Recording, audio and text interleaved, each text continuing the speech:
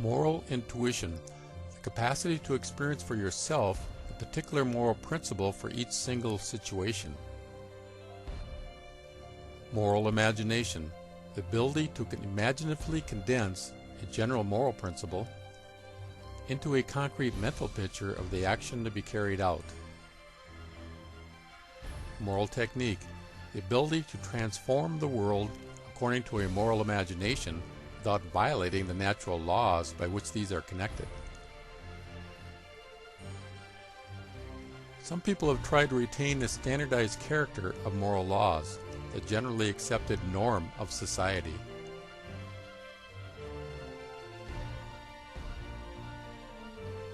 Some seek out moral laws already existing in the world and apply them.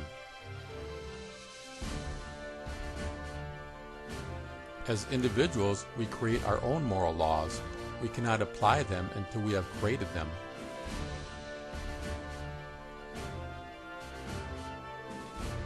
The content of moral laws are newly created for each situation, not inherited.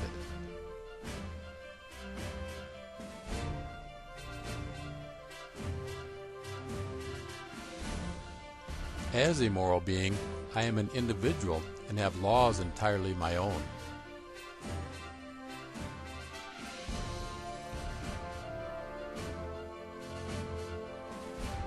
Later moral ideas evolve out of earlier, but ethics cannot draw forth a single new moral idea out of earlier ones.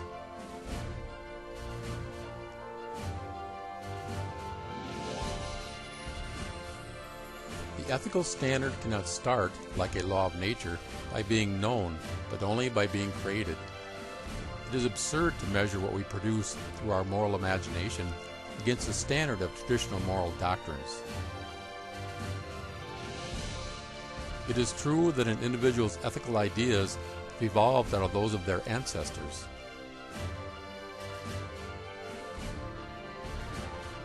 But it is equally true that individuals are ethically barren if they lack moral ideas of their own.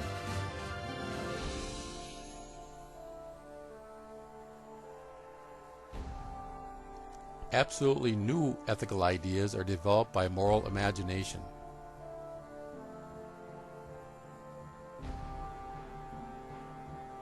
The moral essence of an individual's will cannot be explained by supernatural influence, such as divine world rule from outside.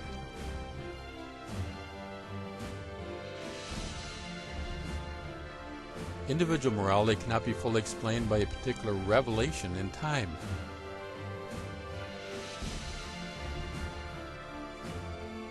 Individual morality cannot be fully explained by the appearance of God on earth, Christ.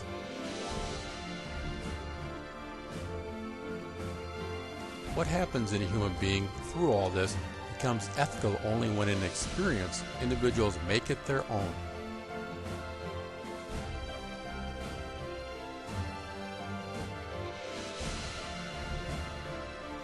What is natural in us cannot be limited to human organic urges, for spirit is found within nature.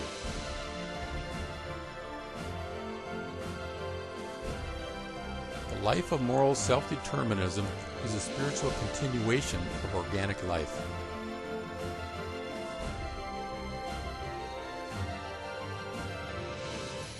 Whether an action is a free one is determined by observing the action and discovering the ethical idea.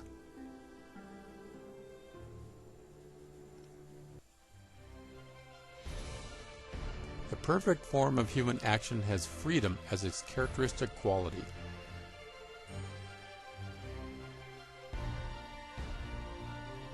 Freedom must be attributed to the human will insofar as the will brings to realization purely ideal intuitions.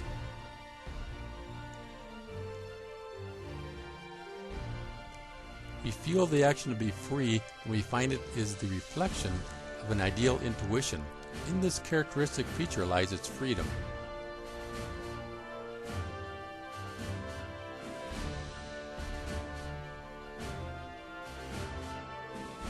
Whether I am able to transform my idea into reality depends on external circumstances and my technical skill.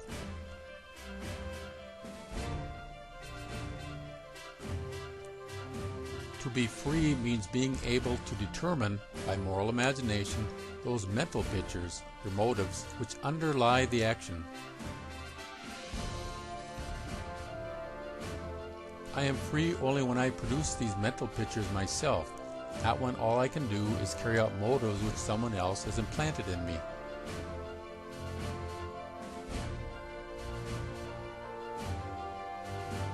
Free beings are those who can will what they themselves hold to be right.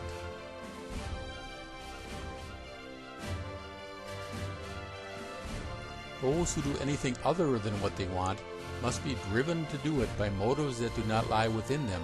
Their action is unfree.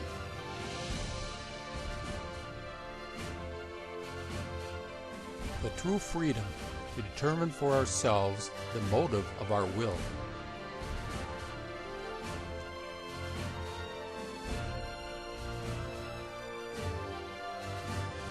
External powers may prevent me from doing as I will. That is only to condemn me to do nothing. Not until they enslave my spirit, drive my motives out of my head, or replace them with their own, do they really intend to make me unfree.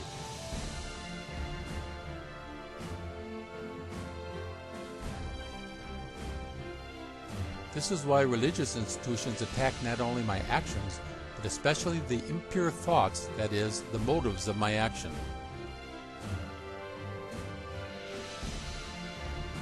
A church or any other group makes its followers unfree when it declares all motives impure which it has not authorized.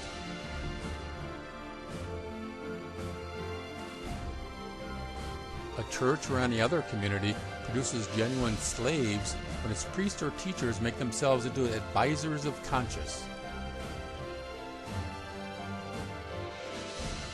The followers become slaves when they depend on their leaders for the motives of their actions.